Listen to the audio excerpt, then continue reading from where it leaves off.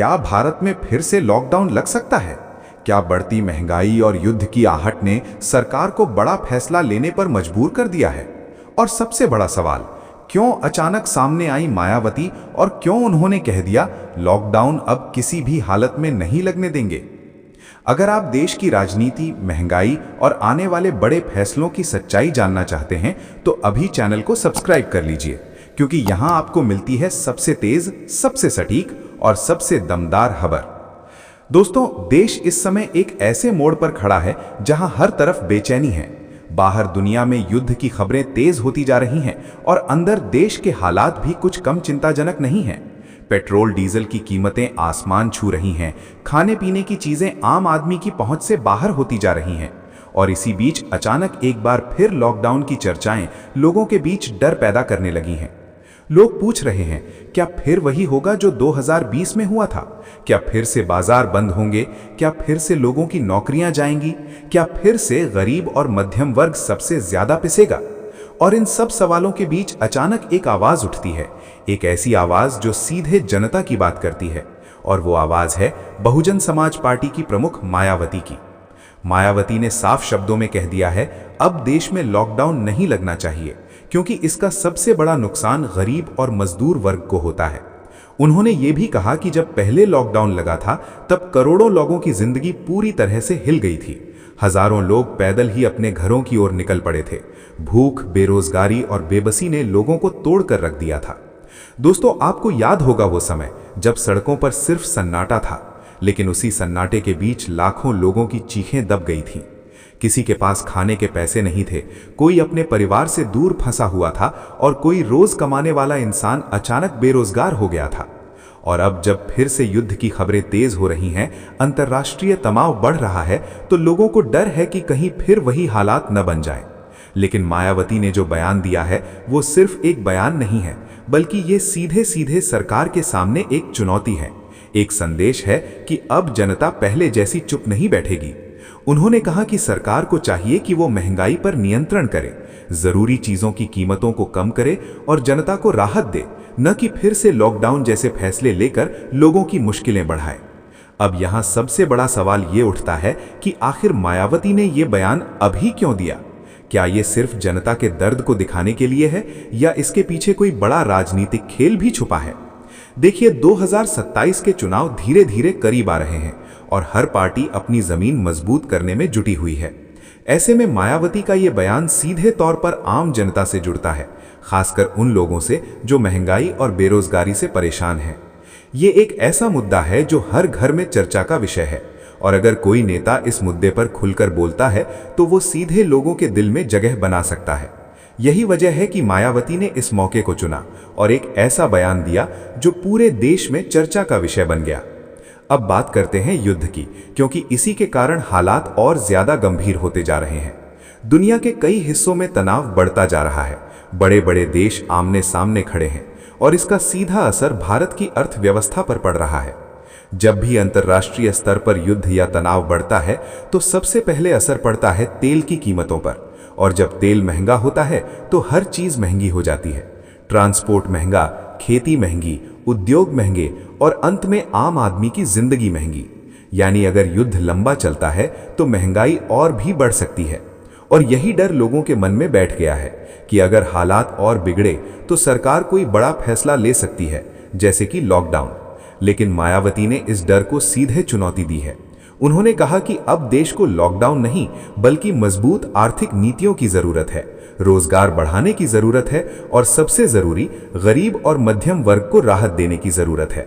दोस्तों, ये बयान सिर्फ एक राजनीतिक बयान नहीं है, बल्कि ये एक बड़ी रणनीति का हिस्सा भी हो सकता है, क्योंकि जब कोई नेता जनता के सबसे बड़े दर्द को उठाता है तो वो सीधे लोगों के बीच अपनी पकड़ मजबूत करता है, और यही इस समय मायावती करती नजर आ रही हैं।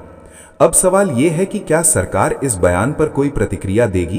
क्या आने वाले समय में कोई बड़ा फैसला लिया जाएगा या फिर ये सिर्फ राजनीतिक बयानबाजी बनकर रह जाएगा?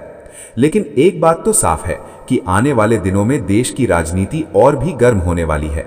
महंगाई, युद्ध और लॉकडाउन जैसे मुद्दे अब सिर्फ खबर नहीं रहे, बल्कि ये चुनावी मुद्दे बनते जा रहे हैं और हर पार्टी इन मुद्दों को अपने अपने तरीके से इस्तेमाल करने की कोशिश कर रही है। सबसे पहले चर्चा शुरू हुई सत्ता के गलियारों में, जहां बैठकों का दौर तेज हो गया।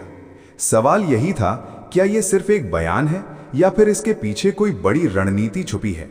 दरअसल मायावती का यह बयान सीधा उस मुद्दे पर वार करता है जिससे हर आम आदमी जुड़ा हुआ है, महंगाई, बेरोजगारी और लॉकडाउन का डर। ये तीनों ऐसे मुद्दे हैं जो किसी भी सरकार की छवि को बना भी सकते हैं और बिगाड़ भी सकते हैं। सूत्रों के मुताबिक जैसे ही ये बयान वायरल हुआ, कई बड़े नेताओं ने अपनी अपनी टीमों को निर्देश दिए कि इस मुद्दे पर तुरंत प्रतिक्रिया तैयार की जाए, क्योंकि अगर इस मुद्दे को नजरअंदाज किया गया तो इसका सीधा फायदा मायावती को मिल सकता है। अब यहां समझने वाली बात यह है कि राजनीति में टाइमिंग सबसे ज्यादा मायने रखती है, और मायावती ने जो टाइम चुना वो बिल्कुल सटीक बैठता है। एक तरफ दुनिया में युद्ध का माहौल, दूसरी तरफ देश में बढ़ती महंगाई और तीसरी तरफ जनता के मन में लॉकडाउन का डर। ये तीनों चीजें मिलकर एक ऐसा माहौल बना रही हैं जहां कोई भी मजबूत बयान तेजी से लोगों के बीच फैल सकता है। और यही हुआ। सोशल मीडिया पर यह बयान आग की तरह फैल गया। लोग इसे शेयर करने लगे, इस पर बहस होने लगी और देखते ही देखते ये एक बड़ा मुद्दा बन गया। अब सवाल ये उठता है कि बाकी पार्टियां क्या कर रही हैं। कुछ पार्टियों ने सीधे तौर पर इस बयान का समर्थन किया। उनका कहना है कि लॉकडाउन अब समाधान नहीं है बल्कि समस्या है, क्योंकि इससे देश की अर्थव्यवस्था को बहुत बड़ा नुकसान होता है। वहीं कुछ पार्टियां इस पर चुप्पी साधे हुए हैं। शायद वो हालात को भांपना चाहती हैं या फिर सही समय का इंतजार कर रही हैं। लेकिन अंदर खाने खबर यह है कि इस बयान ने सभी को सोचने पर मजबूर कर दिया है। अब बात करते हैं आम जनता की, क्योंकि असली असर वहीं देखने को मिल रहा है।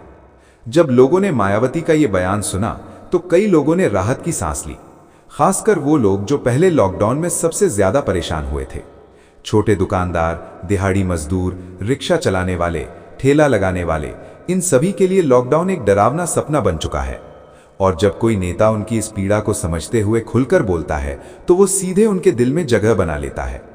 यही वजह है कि इस बयान के बाद मायावती की लोकप्रियता में अचानक बढ़ोतरी देखने को मिल रही है।